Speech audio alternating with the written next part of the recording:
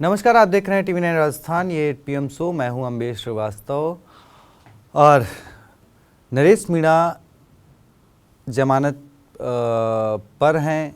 पेशी के लिए सुनवाई के लिए पेश हुए थे। अब सुनवाई अगली जो है वो 24 फरवरी को होगी। लेकिन और ये सब पूरा घटनाक्रम है समरावता हिंसा के मामले में।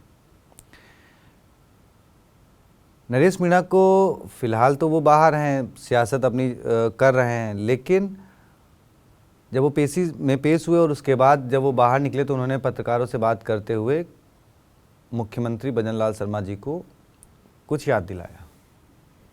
दरअसल आपको याद होगा जब समरावता पूरा मामला हुआ था, समरावता मामला क्यों हुआ था आपको याद होगा। देवली उनियारा उपचुनाव थे विधानसभा के, क्योंकि वहाँ के जो विधायक थे देवली उनियारा के वो सांसद बन गए थे हरीश मीणा जी।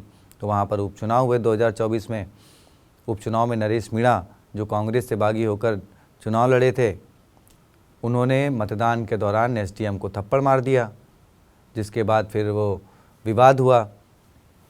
विवाद की चिंगारी जो है रात में आग में तब्दील हो गई। समरावता में हिंसा हुई और उस हिंसा में नरेश मीणा समेत तमाम लोग दोषी बनाए गए थे, आरोपी बनाए गए थे। जिसके बाद नरेश मीणा को जेल हुई। तकरीबन 8 महीने तक नरेश मीणा जेल में रहे। इस दौरान ये हुआ कि नरेश मीणा की रिहाई के लिए या फिर वो पूरे आंदोलन के लिए लोगों ने और नरेश मीणा जी के पिताजी ने एक आंदोलन छेड़ने की बात कही। तो इस बीच मुख्यमंत्री भजनलाल शर्मा जी ने नरेश मीणा के पिताजी से बातचीत करी, कुछ आश्वासन दिया और वो आंदोलन नहीं हुआ। अब नरेश मीणा जी का कहना है कि भाई मुख्यमंत्री जी ने मेरे पिताजी को आश्वासन दिया था कि मेरे ऊपर जो कांग्रेस और बीजेपी के समय दर्जनों ऐसे मामले हैं जो राजनीतिक द्वेष के तहत लगाए गए हैं, वो वापस लिए जाएंगे, लेकिन ऐसा नहीं हुआ। तो अब नरेश मीणा ने मुख्यमंत्री जी को याद दिलाया कि भाई आपने मेरे पिताजी से जो वादा किया था उसे पूरा करिए। तो अब चर्चा है कि भाई नरेश मीणा जो बात कर रहे हैं, क्या मुख्यमंत्री जी की तरफ से उनको राहत मिलेगी और जो केसेस लगे हैं वो वापस किस बिहाफ पे होंगे, ये भी एक मामला है। क्योंकि देखिए जब नरेश मीणा जेल गए थे उसके बाद उनकी बहुत सी पिछली कांग्रेस की टाइम की भी बहुत सी फाइलें खुल गई थी। यहाँ तक की बात आ गई थी कि भाई नरेश मीणा तो आदतन अपराधी हैं। लेकिन इस बीच में अब बात यह है कि जब नरेश मीणा मुख्यमंत्री जी को अपने वादे याद दिला रहे हैं तो फिर क्या रियायत मिलेगी। लेकिन एक सवाल ये भी आता है कि भाई जब कोर्ट ने उनको रिहा किया था, जमानत दी थी, तब कुछ सशर्त जमानत दी थी।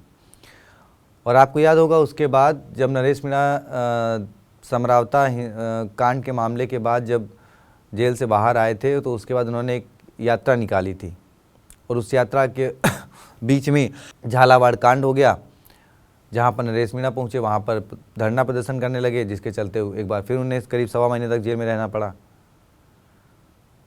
तो अब बात यह है कि जो नरेश मीणा अपने वादे याद दिला रहे हैं, तो फिर क्या सरकार की तरफ से भी वादे याद दिलाए जाएंगे कि भाई आपको कई बार कई चीज़ों के लिए रोका गया लेकिन आपने नहीं मानी वो बातें।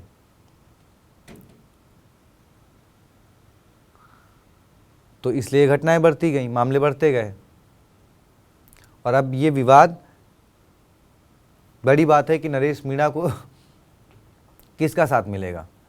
क्या कांग्रेस का साथ मिलेगा, क्या हनुमान बेनीवाल का साथ मिलेगा और किन दलों को साथ मिलेगा। क्योंकि आपको बता दें नरेश मीणा जब से समरावता हिंसा हुई या झालावाड़ का विवाद हुआ उसके बाद उन्होंने अंता का उपचुनाव लड़ा। अंता के उपचुनाव में उनकी हार जरूर हुई, लेकिन एक तीसरे मोर्चे के तौर पर नरेश मीणा उभरते हुए दिखाई दिए। हनुमान बेनीवाल का उन्हें साथ मिलता हुआ दिखाई दिया। तो एक कयास लगाए जाने लगे कि हाँ 2028 तक एक तीसरे फ्रंट का जो है वो प्रारूप तैयार हो रहा है। तो अब लेकिन सवाल ये है कि जब मुख्यमंत्री जी ने अगर वादे किए थे तो वादे पे आप क्या खरे उतरे। कांग्रेस से आप लगातार बागी बने हुए हैं। तो ऐसे में किसका आपको साथ मिलेगा और क्या कुछ होगा, ये बहुत सारे सवाल हैं। लेकिन अब देखना यही है कि नरेश मीणा को क्या राहत मिलती है, और फिर अगर राहत मिलती है तो उनका सियासी रुख क्या रहता है, क्या उनके कदम फिर भाजपा की तरफ बढ़ेंगे, क्योंकि क्या एक डील ये हो सकती है कि ठीक है आप भाजपा में आ जाइए, आपके सारे केसेस खत्म हो जाते हैं। तो बहुत सारे सवाल हैं जो वक्त के साथ उनके जवाब मिलेंगे। खैर आपकी क्या राय है कमेंट बॉक्स में बताएं, वीडियो को शेयर करें, चैनल को सब्सक्राइब करें। शुक्रिया।